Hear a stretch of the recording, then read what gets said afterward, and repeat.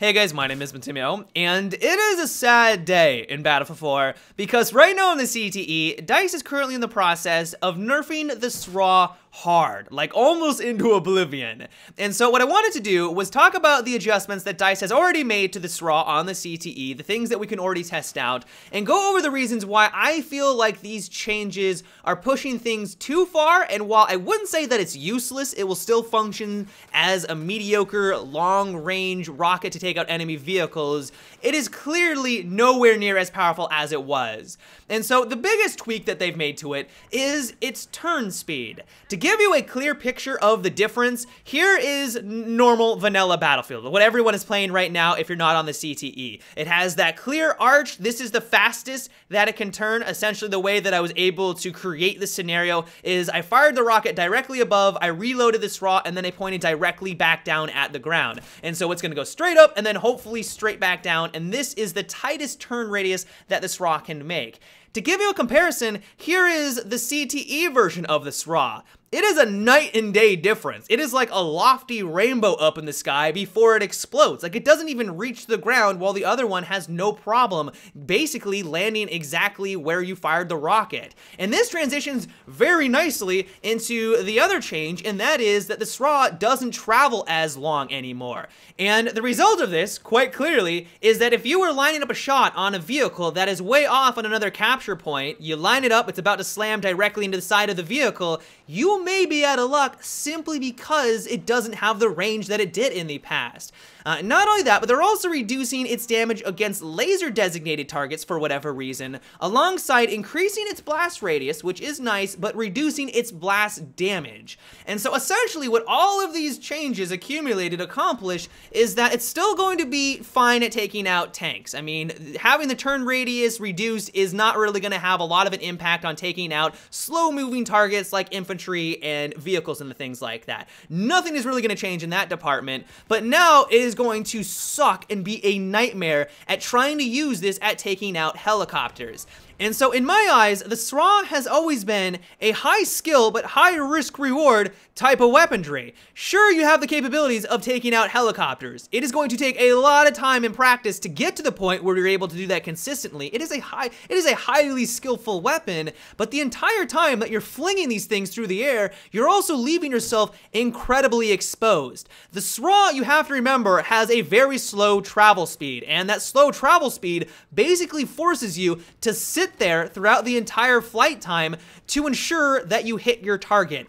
If you hit fire this thing expecting to have the same results like an RPG or a SMAW, you're in for a rude awakening because those two rockets have a much faster travel speed. Like, they don't have the same issues that the SRAW does, and so you're sitting out in the open while they're able to see a tank that's on a capture point 20 meters away, fire their weaponry, and then duck behind cover, get that solid damage, and then reload their rocket. The SRAW user has to sit there out in the open throughout the entire thing and try and rinse and repeat. The second time you go for that shot on that tank, tank's gonna get smart. He's gonna realize someone's shooting at them. You go for that second shot because, once again, you're gonna have to leave yourself exposed. You're probably not gonna last very long.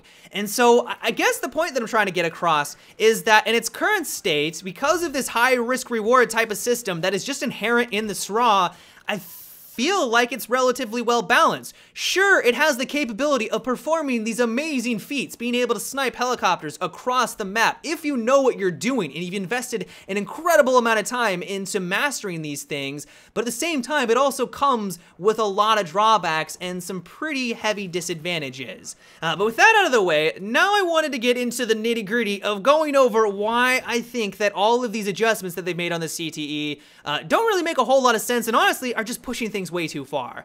First of all, we have to know that the helicopters, basically all of them, the attack and I think also the transport helicopter, is seeing an increase in its maneuverability and its agility. This is an indirect nerf to the power of the SRAW. The reason why some people claim it's easy, I wouldn't even say that sniping a helicopter, any helicopter, is easy, but it's relatively easy to snipe those two vehicles because they're not as agile as their scout helicopter counterparts. part. Now that they're increasing that maneuverability, making it much easier for the pilot to duck and weave and move all over the place, being able to line up a SRAW shot is going to be much more challenging. And so what confuses me is that with this indirect nerf, why are we pushing things even a step further by reducing the turn radius, the thing that people have been spending an entire year to get acclimated to? Basically, everyone is now going to have to relearn how this thing performs. Why are we taking a step further by reducing that turn radius?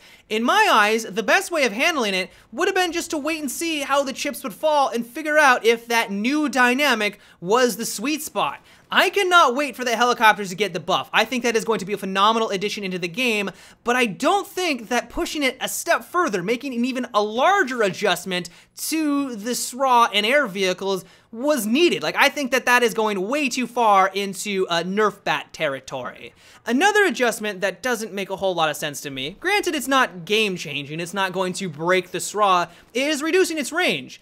In my opinion, if you're able to snipe a helicopter, really anything that's 200 meters away or just way out in the distance, you deserve to get that kill. The further out the target is, the more challenging it is going to be to line up that shot. And especially if it's in a helicopter, moving in a 3D space, constantly moving around, if you're able to hit it, yeah, you deserve every single one of those points and more, in my opinion. Like, it is not easy. And so I guess I just can't understand the justification of reducing the range. Like I mentioned, it's not game breaking, but also I guess I just don't understand. Another adjustment that I'm not too keen on, and once again, this isn't going to completely change the dynamic of the battlefield, is reducing the damage of laser designated targets. I thought that we were in the teamwork initiative, getting people to work together a little bit more on the battlefield, and honestly, the PLD or the SOFLAM alongside an engineer is the definition of teamwork. Like, you have to get two people to work together to make that combo work, and so why would you reduce the damage, reducing the incentive to use that combo in your arsenal? I know that some people have made the argument that the javelin against a laser designated target does the same amount as the SRAW, and they think that that shouldn't be the case. They think that the javelin should do more, and so nerfing the damage of the SRAW is a good thing. And while I get that viewpoint, why not just increase the damage of the javelin and leave the other one just as it is? I mean, we're trying to get people to work together. We're trying to get people to use these team-oriented gadgets, but by nerfing it, essentially, you're giving them less incentive, and so you're going to see less of these things on the battlefield. Once again, it doesn't really make a whole lot of sense. The end result of all of this, of course, is that less people are going to use the SRAW. That's very obvious. It has the same risks that it had before, but nowhere near the amount of reward. And I also foresee that more people are probably going to gravitate on over towards the Stinger missile, the lock-on missiles to take care of aircrafts. If there isn't a skillful option, or it's near on impossible to line up these shots, it's still doable. I got a couple when I was on the CTE after hours of playing. Like, it is possible to still hit a SRAW shot on a moving helicopter target, but the same is true for an RPG and the SMAW. And so in general, we're probably going to see more people gravitate on over towards the lock-on rockets and, of course, less SRAW overall. Granted, this is on the CTE, and this is exactly what they're looking for. They want our feedback, and so this is the part where I'd like to hear from you guys. Do you think that these nerfs are justified? Do you think that the SRAW in its current state is way too powerful? Would you have rather them see where all the chips would land and see how things turn out with the helicopter buff? Or do you think that nothing should happen at all and you like the current dynamic? Let me know down below. But yeah, guys, that is about it for today's video. I hope you enjoyed, and so until tomorrow, have a good one and take it easy.